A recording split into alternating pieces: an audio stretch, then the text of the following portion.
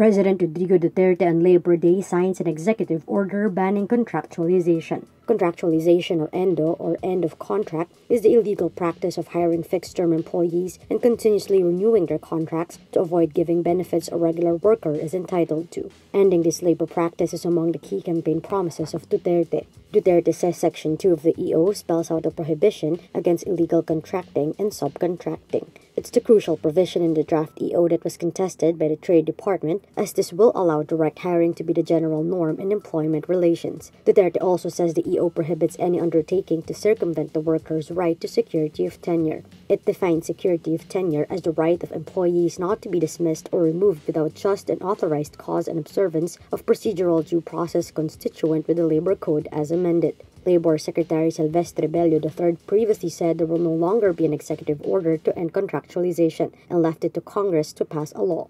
Still on Labor Day, Philippine Statistics Authority data showed there are 145,000 more Filipinos unemployed in 2017 at 2,185,000 than in 2016's figure of 2,040,000. The PSA says there are still more Filipino men that do not have jobs than women. Around 1.4 million of the unemployed are males, while 783,000 are females. Most unemployed Filipinos are between ages 15 to 24, which comprise 43.9% of the total figures in October 2017.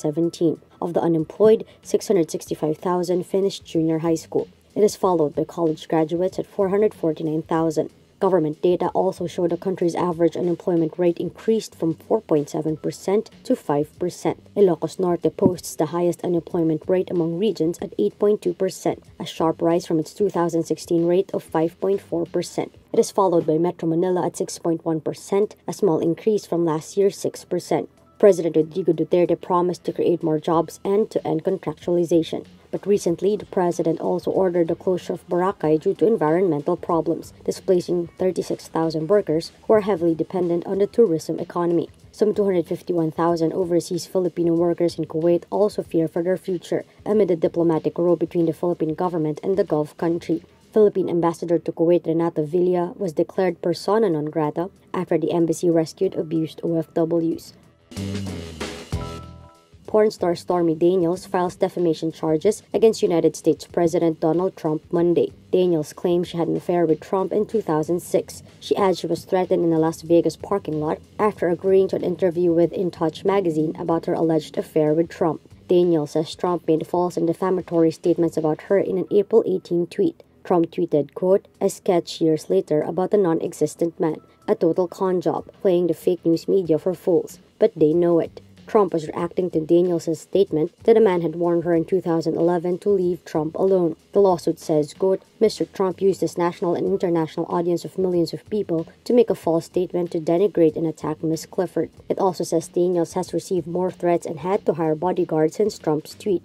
Trump has denied having an affair with Daniels, but acknowledged last week that his personal lawyer, Michael Cohen, represented him in negotiations with the porn star. Cohen earlier admitted paying $130,000 to Daniels, a payment the porn star says was made to keep her quiet just days before the November 2016 presidential vote.